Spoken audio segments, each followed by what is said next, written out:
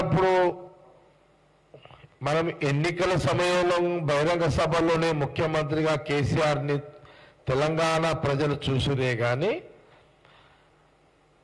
ప్రజలకు ఎప్పుడు ప్రజల మధ్యలో వెళ్ళి ప్రజలు ఎట్లున్నారు, తెలంగాణ రాష్ట్ర విభజన ప్రజలు ఎట్లున్నారు, సరే ప్రభుత్వ పరంగా మీరు పథకాలు ఇస్తున్నాము, అది ఇచ్చినాము, ఇది ఇచ్చినాము, మీ ప్రజలు ఇచ్చుడు, మీరు ఇచ్చుడు అనే అదొక పాట అది. కానీ అసలు ఎట్లా జీవిస్తున్నారు తెలంగాణ ప్రజలు?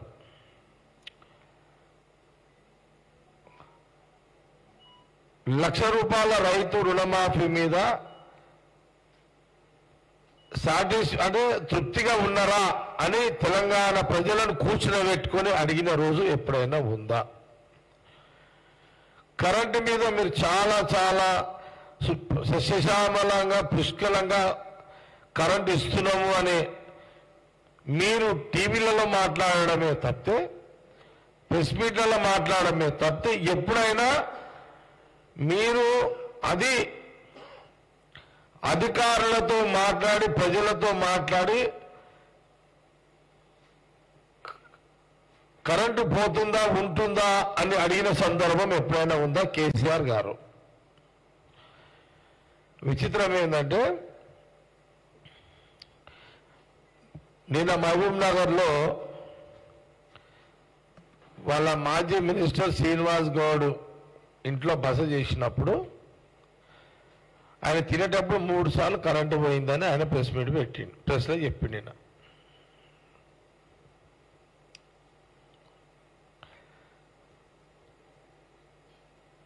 అసలు రైతుల కష్టాలు ఎట్లున్నాయో ఆయన ముఖ్యమంత్రిగా ఎప్పుడైనా ముఖ్యమంత్రిగా కరెంటు కరెక్ట్గా అందుతుందా లేదా అని రివ్యూ చేసిన సందర్భం ఎప్పుడైనా ఉందా? ఎప్పుడైనా ఉన్నదా?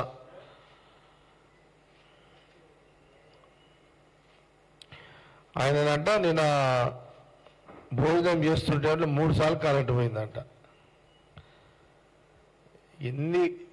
ఇక కేసీఆర్ ముచ్చట్లు ఇంత బక్వాజ్ ముచ్చట్లు అంటే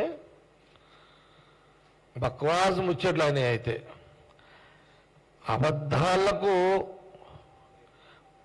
అబద్ధాలు ఎట్లా మాట్లాడాలి, అబద్ధాలను నిజాన్ని అబద్ధంగా ఎట్లా చేయాలి,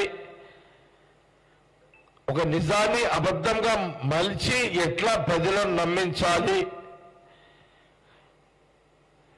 చెప్పుట్ల ఎక్స్పర్ట్ ప్రొఫెసర్ ఎవరయ్యా రాష్ట్రంలో అనంటే ఒక కేసీఆర్ గారే, వారి కుటుంబమే దీనికి ప్రొఫెసర్స్. ఆ యూనివర్సిటీకి ప్రొఫెసరు కేసీఆర్ గారే. నిజాలను అబద్ధాలుగా, ఒక నిజాన్ని అబద్ధంగా చెప్పి ప్రజలను మోసం చేసి ప్రజలను నమ్మించే దాంట్లో ఎవరయ్యా దానికి అబద్ధాల ప్రొఫెసర్ ఎవరయ్యా అంటే మన ప్రతిపక్ష నాయకుడు కేసీఆర్ గారు అని మనం చెప్పుకోవచ్చు. ఇది ఎందుకంటే మనం ఆయన పరిపాలన చూసినాం, మనం చాలా చూసినాం. లేనిది ఉన్నట్టుగా చెప్పి జనాలను ప్రజలను నమ్మించే దాంట్లో ఆయన నంబర్ 1 ప్రొఫెసర్, అబద్ధాల ప్రొఫెసర్ కేసీఆర్ గారు. నేను అనుకుంటా వారికి పేరు కూడా నామకరణం చేయాల్సి వస్తుందేమో. కల్వకుంట కేసీఆర్ గారిని తీసేసి అబద్ధాల ప్రతిపక్ష నాయకుడు కేసీఆర్ అని మనము నామకరణం చేసుకోవాల్సిన అవసరం ఉందేమో అని కాంగ్రెస్ పార్టీ భావిస్తున్నది.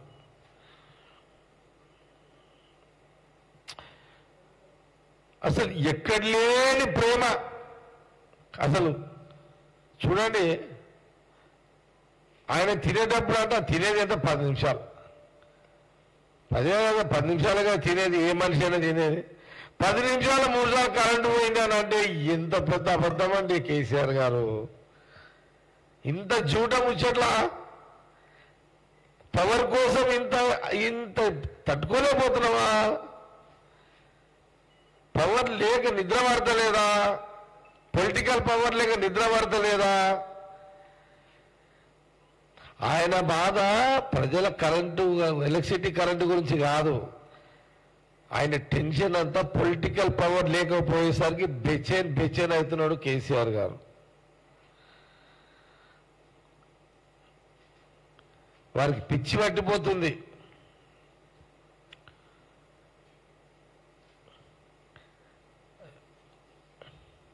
ఆయన విచిత్రం ఏంటంటే కేసీఆర్ గారు కార్నర్స్ మీటింగ్లలో కూడా అటెండ్ అవుతున్నాడు. కార్నర్ మీటింగ్స్ అయినా జనరల్గా ఆయన ఎప్పుడో సంవత్సరానికో ఒకసారి ఒక సభ పెడతాడు, వస్తాడు కేసీఆర్ గారు. ఆయన స్టైల్ అంతే కదా, 1 ఇయర్కి ఒకసారి వస్తాడు, లేదంటే 5 ఏళ్ళకి ఒకసారి ఎలక్షన్ టైం వస్తాడు. వచ్చినప్పుడు అందరూ సైలెన్స్గా ఉండాలి, నిశ్శబ్దంగా ఉండాలి, ప్రజలు కూడా మాట్లాడద్దు, మాట్లాడితే వానికి వార్నింగ్ ఇస్తాడు. పక్కకు పోలీసులు ఒత్తుతుంటారు ముంగడ.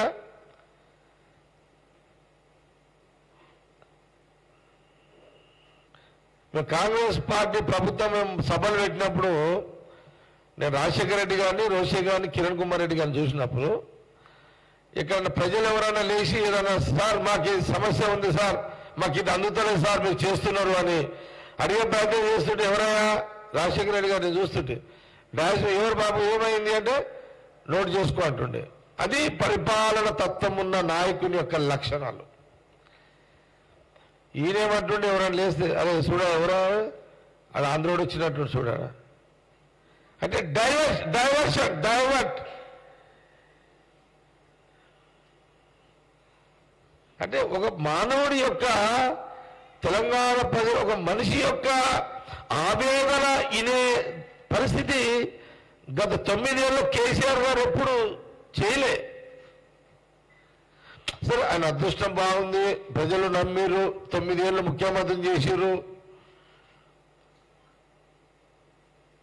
టైం బాగుంది, గ్రహాలు బాగున్నాయి, ప్రజలు సహకరించారు, నేచర్ సహకరించింది, ప్రకృతి సహకరించింది, దేవుళ్ళు సహకరించారు, టైం బాగుంది. కానీ పరిపాలనే బాగలేదు కేసీఆర్ది. ప్రాబ్లం ఏంటంటే ఈ కరెంటు పంచాయతీ కాదు ఇప్పుడు ఇది. ఈ కరెంటు పేరు మీద నేను ఒక ఉదాహరణ చెప్తా. రకరకాల జిమ్మిక్స్ కేసీఆర్ గారు యాజ్ ఎ పొలిటీషియన్ కదా, ఆయన వెరీ టాప్ సీనియర్ పొలిటీషియను, రాజకీయ నాయకుడు యొక్క లక్షణాలను అంటే రాజకీయ నాయకుడు రకరకాలుగా ఉంటారు. ఒకటి చేసింది చెప్పుకునే నాయకుడు ఉంటాడు, రేపు చేస్తా అనే విశ్వాసంతో మాట్లాడే నాయకుడు ఉంటాడు, రేపు నేను చెయ్యకపోయినా దాన్ని మళ్ళీ మిస్ప్రైజ్ చేసే ఒక నాయకుడు ఉంటాడు. ఇట్లా అంటే ఆ కోపం చెందినాడు మన కేసీఆర్ గారు. ఏది మాట ఇచ్చి మాట తప్పితే మళ్ళా చేసినట్టుగా చెప్పే ఒక మాట చాతుర్యం ఉన్న కొంత గొప్ప చెప్పుకోవాల్సిన పరిస్థితి ఇక్కడ కనబడుతుంది. ఎందుకంటే కేసీఆర్ గారు అబద్ధాలు చెప్పుడు అంటే అది వేరే నాయకులకు కాదు, పాసిబుల్ కాదు. ఓ సెకండ్ వరంగల్ అనుకుంటా ఆయన కేసీఆర్ గారు ముఖ్యమంత్రిగా ఎవరో ఒక సామాన్య మానవుడు వచ్చి సార్ ఇది గోడలు ఉన్నాయి పెంకులు లేవు అని ఒక సామాన్య మానవుడు వచ్చి అడిగిండు. ఇది ఆడ ఏదో రివ్యూ అవుతుంటే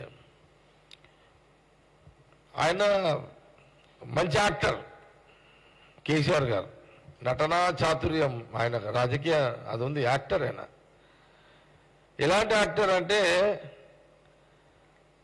యాక్టర్లు అంటే ఏంటిది, ఆ డైరెక్టర్ రాసిచ్చింది అంత పూర్తిగా డైలాగ్ చెప్పి ఆ సినిమా పూర్తి అయిపోతుంది. మళ్ళీ వేరే సినిమాల డైరెక్టరు వేరే స్క్రిప్ట్ ఇస్తాడు, అంటే అందులోనే రకరకాలుగా ఉంటాయి కదా. ఈయన అతను వచ్చి సార్ గోడలు ఉన్నాయి పెంకులు లేవు, నాకు పెంకులు ఇప్పని అడిగిండు వచ్చి అడిగిండు. అడిగితే మన కేసీఆర్ గారు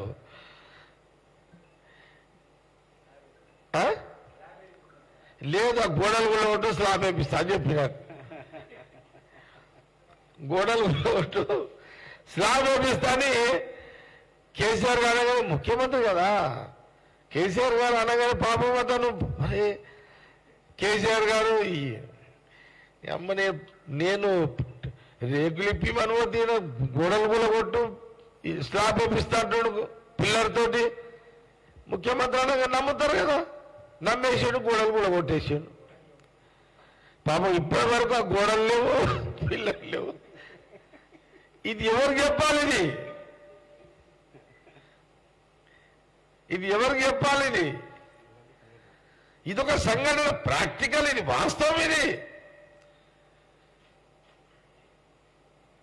ఇంత మంచి యాక్షన్ ఏ రాజకీయాల్లో ఏ లీడర్ చేయగలుగుతాడో మనం చెప్పగలుగుతామా?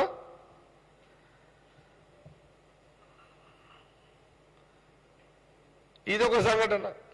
నేను ఇంకొక సంఘటన చెప్తా మీకు. మనం అది టీవీలలో చూసినాం, బ్రేకింగ్లు వేసారు, మీరే వేసారు బ్రేకింగ్, పెద్ద పెద్ద పలకలు వేసారు, వార్తలు రాశారు.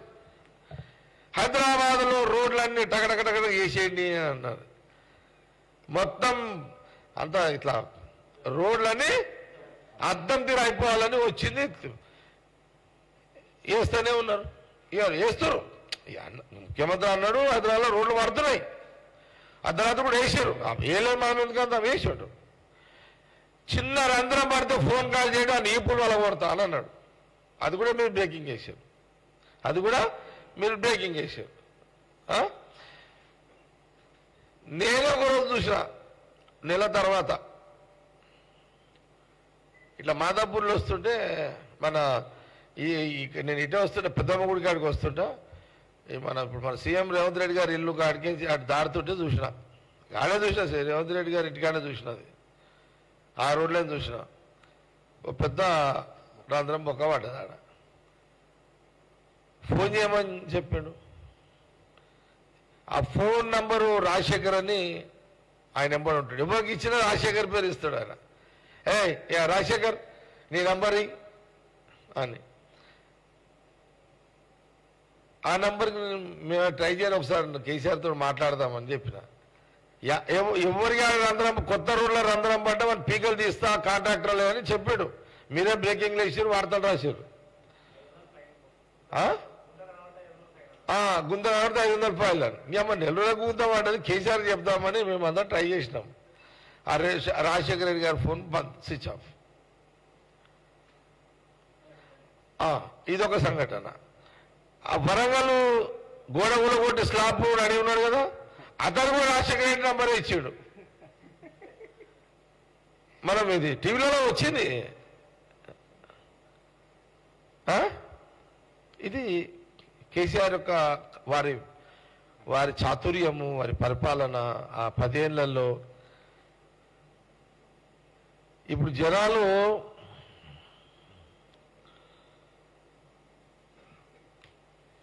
ఇప్పుడు ముఖ్యమంత్రి కాకముందు జనాలు అదికొచ్చారు.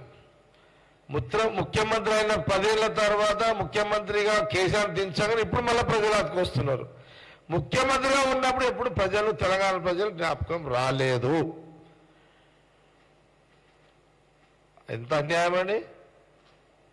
10 నిమిషాలు నువ్వు తినే తిండికి 3 సార్లు కరెంటు పోయిందని కాంగ్రెస్ పార్టీ మీద నిందలేస్తున్నావే. ఇంత అబద్ధం ఆడి జనాలను మళ్ళీ మోసగాళ్లకు మోసగాడు కేసీఆర్. మళ్ళీ ఏంది ఇదంతా? అన్యాయం అండి ఇది. కేసీఆర్ కుటుంబంలో కేసీఆర్ గారి బెడ్ అది ఆ తత్వం అందరికి వచ్చేసింది. కేటీఆర్కి వచ్చింది, హరీష్కి వచ్చింది, కవితకు వచ్చింది. ఎవరన్నా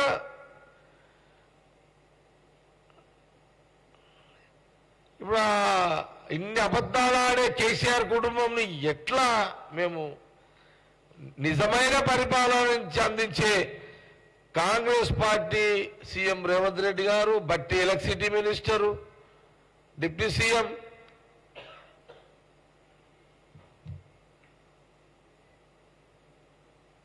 కాబట్టి కేసీఆర్ గారికి ప్రజలకు కరెంటు కోతలు తెలంగాణలో కరెంటు ఇప్పుడు ఎక్కడనో ఒక దగ్గర లైన్ ట్రిప్ అవుతుందండి, ఎక్కడో దగ్గర అయితే పోతుంది, సహజమే కదా. ఎండాకాలము హీట్ ఉంటుంది, అక్కడక్కడ జనరల్గా అది జనరల్గా అయ్యేది అది. ఇప్పుడు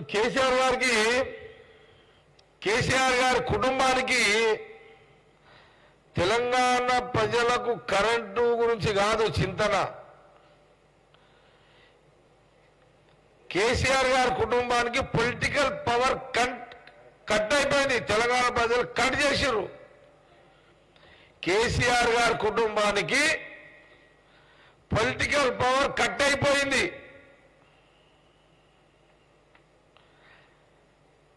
అందుకే వీళ్ళు వర్జల్ కరెంటుకి ముట్టుకుంటే కాకులు గిలగిలగిల ఎట్లా కొట్టుకుంటాయో, ఈ పొలిటికల్ పవర్ ముఖ్యమంత్రి పోస్టు మంత్రులు ఆ కుటుంబానికి పోయేసరికి ఆ కాకుల తీరు కొట్టుకుంటున్నారు వీళ్ళంతా.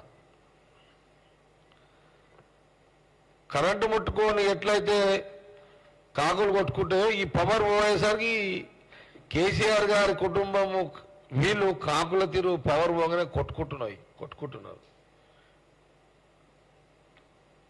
దట్టు ఈ ఎండలకు బయట తీవ్రమైన ఎండలు, ఆ తిక్కల మాట్లాడుతున్నారు. ఎండలకు తప్పుతలేదు బయటికి వెళ్ళాక కేసీఆర్కి. ఎందుకంటే పోకపోతే ఎంపీ ఎలక్షన్లో అవుట్ అయిపోతారు, రాజకీయంగా అవుట్ అయిపోతారు, ఈ ఉన్నది కూడా వీక్తుంది. కాబట్టి ఎంపీ ఎలక్షన్ల ప్రచారానికి గత్యంతరం లేక వెళ్లాల్సి వస్తుంది. వెళ్తేనేమో ఈ ఎండలు, హీటు, వెళ్ళకపోతే ఇంట్లో హీటు. కుటుంబం యొక్క నాయనా నువ్వు బయటికి రాకపోతే ఎట్లా, మరి రాజకీయం ఏం కావాలి, నువ్వు రావాల్సిందని ఇంట్లో హీటు, బయటికి వస్తే ఎండల హీటు. ఇది కేసీఆర్ గారి యొక్క కుటుంబంలో ఉన్న రాజకీయ ఇబ్బందులు. అందుకే ప్రజల మీద ప్రేమ ఉన్నట్టు నటిస్తున్నాడు కేసీఆర్ గారు. ఇది నటననే. ఎప్పుడప్పుడు సీఎం రేవంత్ రెడ్డి గారు, బట్టి విక్రమార్క, ఎలక్ట్రిసిటీ డిప్యూటీ సీఎం బట్టి విక్రమార్క గారు సెక్రటరియట్లో కూర్చొని మొన్నటిదాకా కోడ్ ఉంది కాబట్టి ఇప్పుడు లేదు, కానీ ఎప్పుడప్పుడు వీళ్ళందరూ కూడా రివ్యూలు చేస్తున్నారు, అధికారులతో రివ్యూలు చేస్తున్నారు. 10 ఏళ్ల కాలంలో ఎలక్ట్రిసిటీ డిపార్ట్మెంట్ తోటి రెగ్యులర్గా రివ్యూలు చేసే పరిస్థితి రాష్ట్రంలో లేకుండే. కరెంటు వస్తున్నా కూడా రివ్యూలు చేయాల్సిన బాధ్యత అదే ఎలక్ట్రిసిటీ మినిస్టర్గా డిప్యూటీ సీఎం బట్టి విక్రమార్క గారు రివ్యూలు చేస్తున్నాడు. ఆ 9 ఏళ్ల కాలంలో ముఖ్యమంత్రి గారు ఎలక్ట్రిసిటీ అధికారులతో రివ్యూ చేసే పరిస్థితి కూడా లేకుండే, అధికారులు చెప్తే వినే పరిస్థితి లేకుండే. కాబట్టి ఇది కేసీఆర్ గారి యొక్క వారికి ఉన్నటువంటి ఇబ్బందులు.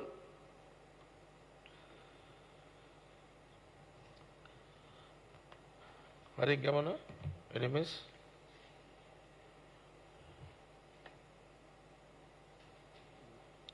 కానీ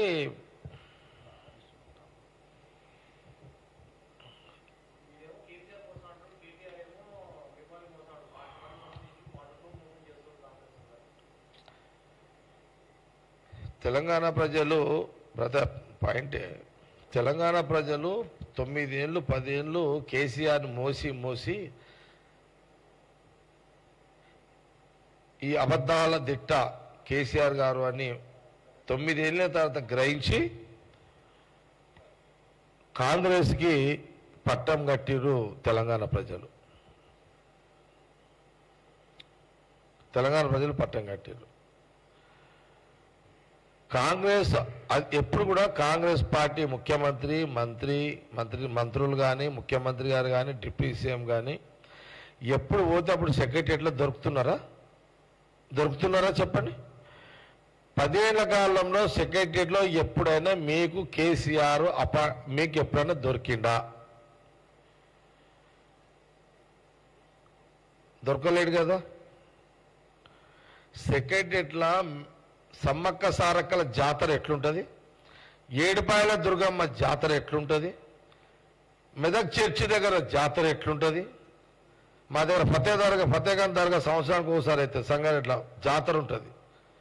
అలాంటి జాతర వాతావరణం ఇప్పుడు మన బోనాల పండుగ జాతర కానీ, ఎల్లమ్మ జాతర కానీ, ముత్యాలమ్మ జాతర కానీ, దుర్గమ్మ జాతర కానీ, మల్లన్న జాతర కానీ, బీరప్ప జాతర కానీ ఎట్లయితే జనాలు ఉంటారో అట్లా సెక్రటరియట్లో ఇప్పుడు జనాలు ఉంటున్నారు. అది కాంగ్రెస్ ప్రభుత్వము కాబట్టి సెక్రటరియట్లో పార్కింగ్ జాగా దొరకలేదు. ఇలాంటి పరిపాలన, ప్రజల మధ్యలో పరిపాలన 9-10 ఏళ్ల తర్వాత తెలంగాణ సెక్రటరియట్లో జరుగుతున్నది. ఇది నిజము.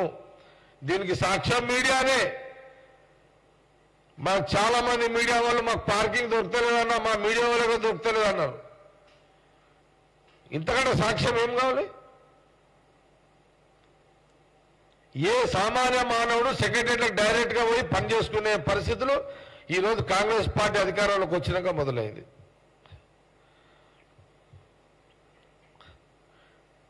ఈరోజు ప్రతి మినిస్టర్ సెక్రటరీలో అవైలబుల్ ఉన్నాడు. జిల్లా టూర్స్ చేస్తున్నారు. ఇరిగేషన్ మినిస్టర్ ఉత్తమ్ కుమార్ రెడ్డి గారు నీకు సెక్రటరీలో దొరుకుతాడు. కోమటిరెడ్డి వెంకరెడ్డి గారు నీకు సెక్రటరీలో దొరుకుతాడు. పొన్నం ప్రభాకర్ గారు నీకు సెక్రటరీలో దొరుకుతాడు.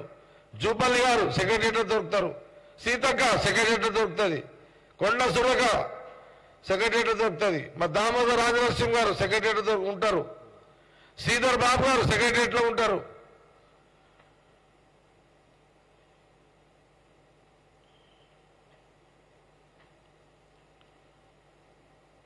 ఇంకా సాక్ష్యం ఇంకేం కావాలి మీకు?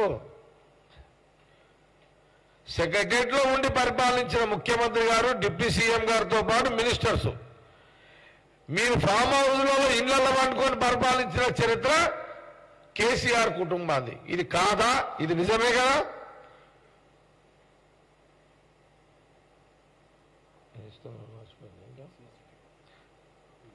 పొంగులేటి శ్రీనివాసరెడ్డి గారు రెవెన్యూ మినిస్టర్ సెక్రటరీతో ఉంటాడు. తుమ్మల నాగేశ్వరరావు గారు అగ్రికల్చర్ మినిస్టర్, మీకు సెక్రటరీలో అందుబాటులో ఉంటాడు. ఆయన కూడా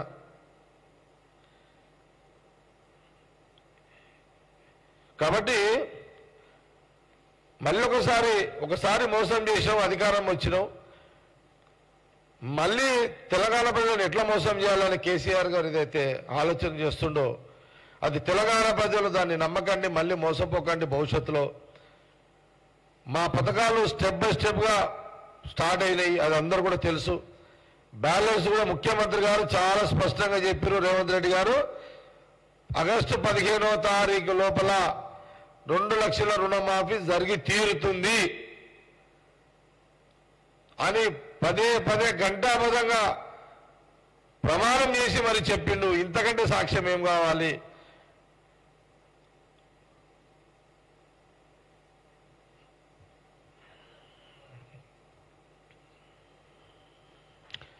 అచ్చా, కేసీఆర్ గారు ట్విట్టర్ ఉందా? కేసీఆర్ గారికి కేసీఆర్కి ఉందా, కేటీఆర్కి ఉందా? కేసీఆర్ గారు 10 ఏళ్ల తర్వాత ట్విట్టర్ ఓపెన్ అయింది. ఆయన 9 ఏళ్ల కాలంలో 10 ఏళ్ళు ముఖ్యమంత్రిగా ఉన్నంత కాలం ట్విట్టర్ అనేది ఆయన సీల్ చేసి పెట్టి ఇప్పుడు ముఖ్యమంత్రిగా లేడు కాబట్టి ఇప్పుడు కేసీఆర్ గారు ట్విట్టర్ ఆన్ చేసిండు. ఇది నవ్వాలనా ఏడవాలనా ఏం అర్థమే కాదు మాకు దీని మీద. 10 ఏళ్ళ కేసీఆర్ గారు ట్విట్టర్ విన్నారా ముఖ్యమంత్రిగా ఉన్నప్పుడు ఎప్పుడన్నా? ఇప్పుడు ప్రతిపక్ష నాయకుడు ఆయన కాబట్టి ట్విట్టర్ ఆన్ చేసిండు. ఇప్పుడు ముఖ్యమంత్రిగా ఉన్నప్పుడు ట్విట్టర్ ఆన్ చేసి ఉండుంటే ఎవరైనా పెడితే ట్విట్టర్లో పెడితే వాళ్ళ పని అవుతుంది. పవర్లు ఉన్నంతసేపు ట్విట్టర్ బంద్ చేసి ప్రతిపక్ష నాయకుడు ట్విట్టర్ ఆన్ చేస్తే దాన్ని ఏం అర్థం ఉంది? అది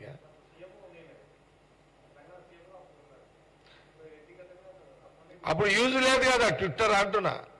ట్విట్టర్ ఉందేమో, use not use in KCR power politics as a CM 10 years.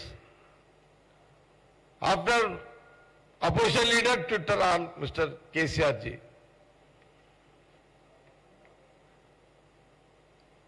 हाँ भाई 10 साल हुकूमत में थे, 10 साल हुकूमत में थे केसीआर जी। 10 साल आपका ट्विटर को सील कर दिए। कहीं मुख्यमंत्री जी का ट्विटर का वो जब सीएम थे, मुख्यमंत्री थे, वो टाइम पे आपका ट्विटर आए तो कोई गरीब पब्लिक, कोई काम वाला आपका काम ट्विटर में कुछ ना तो काम होता। वो जमाने में वो जो पावर में थे सीएम के, वो टाइम पे आपका ट्विटर को सील कर दिए। अभी अपोजिशन लीडर बन गए, अभी ट्विटर ऑन कर दिए। ये क्या नया ड्रामा है? ये कांग्रेस पार्टी आपको पूछ रहा है जनता के तरफ से। भाई इतना बड़ा एक्टर, ये क्या है ये सब?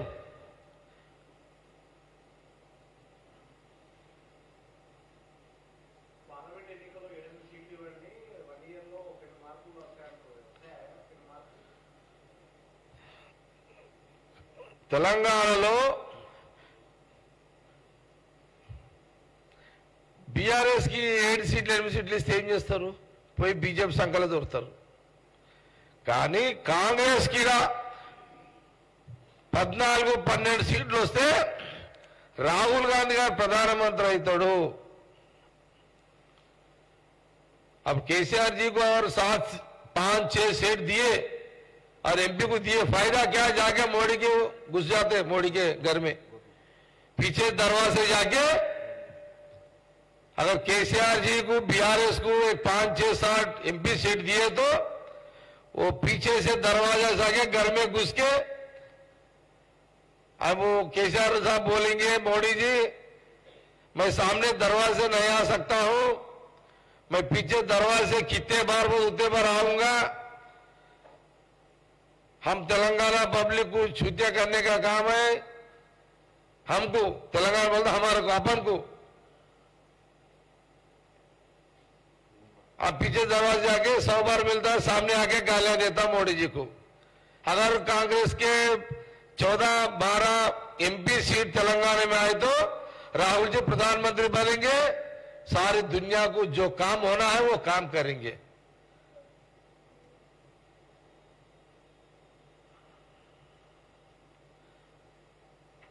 ఏమైనా క్వశ్చన్స్ అడుగుతారా? అరే ఓకేనా?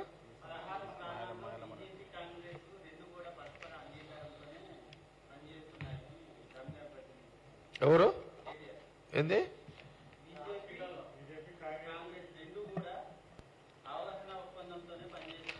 ఇప్పుడు అదే అంటున్నా కదా, అబద్ధాలు ఆడుట్ల నంబర్ 1 కేసీఆర్, నంబర్ 2 కేటీఆర్. ఇది కూడా ఇప్పుడు ఇవని చెప్పాలి. ఏం కథ? బీజేపీ కాంగ్రెస్ ఒకటైతే అది పోయాడన ఇదంతా ఏం పంచాయత్ भाई, ఇన్ని అబద్ధాలు అవి बोलो भाई आप तो भी। बीजेपी कांग्रेस जाति का दुश्मन है ये लोग, जाति का दुश्मन है ये लोग।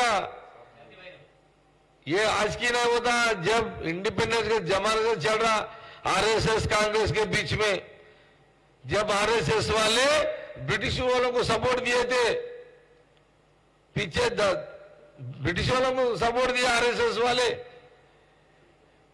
वही घर में से निकला बीजेपी। मैं जब कांग्रेस को, जब आरएसएस, जब ब्रिटिश को जो इंग्लैंड में लड़ाई चल रहा है, अभी ये बोलेंगे अभी बीजेपी आरएसएस, अब क्या बोला भाई केटीआर को? समझो आप लोग। अभी मेरे को अर्थం చెప్పాడు भाई हम इదంతా।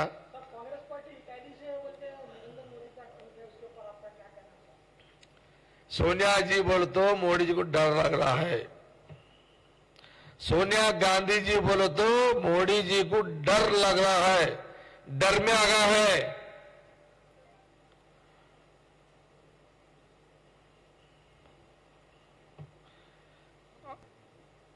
अभी मोदी का ये हाल हो गया,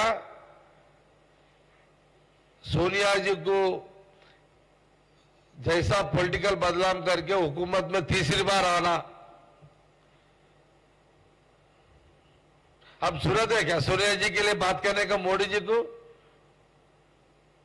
मैं ये सवाल पूछ रहा हूं मोदी जी, आप ये जनता को ये बोलिए भाई, जब कांग्रेस हुकूमत में था, मनमोहन सिंह सोनिया जी थे, जब यहां पर जो गोल्ड है इंदिल ఎంత అంటారు 28,000 28,000 जब सोनिया जी यूपीए चेयरमैन थे 2004 से 2014 तक मनमोहन सिंह प्राइम मिनिस्टर थे, जब गोल्ड का 1 तोला 10 ग्राम का क्या रेट था? 28,000 था। जिस दिन मनमोहन सिंह प्रधानमंत्री उतर गए, वहां जिस दिन प्रधानमंत्री मोदी जी जब गद्दे पे बैठे हैं, वहां से वो आज का रेट क्या है? इंदिलो చెప్పు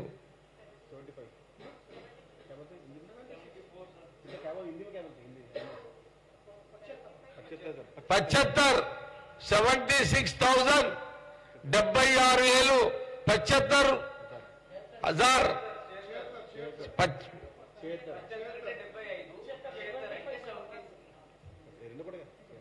హిందీలో ఏమంటారు చెప్పండి భాయ్? 76 मेरे मुसलमान भाइयों बहनों, ये सोचो 76 बढ़ा दिए मोदी जी प्रधानमंत्री बनने के बाद। जब सोनिया जी थे, जब मनमोहन सिंह थे 28,000 थे। कितना फर्क आ गया बोलो? 50,000 बढ़ा दिए। अगर मोदी जी फिर बढ़ेंगे 1,50,000 बढ़ेंगे। इसलिए मैं, ठीक है, press meet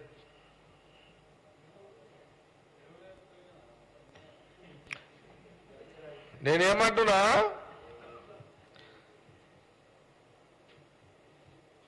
UPI chairman Sonia Gandhi గారు, మన్మోహన్ సింగ్ ప్రైమ్ మినిస్టర్ 2004 నుంచి 2014 వరకు ప్రైమ్ మినిస్టర్ గా కాంగ్రెస్ గవర్నమెంట్ ఉన్నప్పుడు మనము తులం 10 గ్రాములు, తులము 28,000 తులం ఉండే.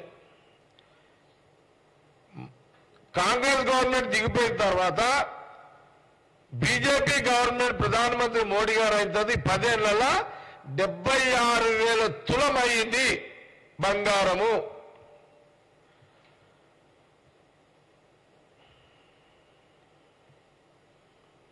మళ్ళా ప్రధానమంత్రి టైం అటు ఇటు తేడా ప్రజలు మళ్ళానికి అవకాశం ఇస్తే 76 అంటే 1,50,000 పోతుంది మళ్ళీ బంగారం.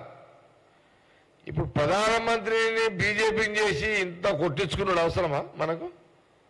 ఇది ప్రజలు ఆలోచన చేయాలి అని కాంగ్రెస్ పార్టీ మిమ్మల్ని అందరూ ఎడ్యుకేటెడ్ చేస్తుంది. ఇది ప్రజలు, తెలంగాణ ప్రజలు, దేశ ప్రజలందరూ కూడా గమనించండి.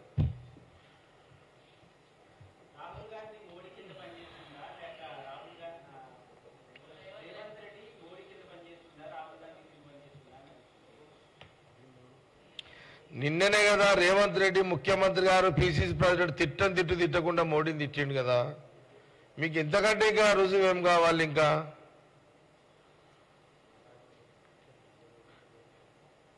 నిన్ననే కదా కాంగ్రెస్ పార్టీ ముఖ్యమంత్రి రేవంత్ రెడ్డి గారు, పిసిసి ప్రెసిడెంట్ రేవంత్ రెడ్డి గారు నిన్న మీ చిట్ చాట్ లో, ప్రెస్ మీట్ లో తిట్టకుండా మోడీ బీజేపీ ప్రభుత్వం వస్తే డేంజర్ లో పడతారు, ఎస్సీ ఎస్టీ బీసీ రిజర్వేషన్లని రద్దు చేస్తారు, కాంగ్రెస్ ఉంటేనే మీరు సేఫ్ లో ఉంటారు, ఎస్సీ ఎస్టీ బీసీ మైనార్టీలు అని చాలా స్పష్టంగా ముఖ్యమంత్రి రేవంత్ రెడ్డి గారు కాంగ్రెస్ పార్టీ క్లియర్ గా చెప్పిండు. ఇంతకంటే సాక్ష్యం బీఆర్ఎస్ లకు ఏం కావాలి? Okay, thank you.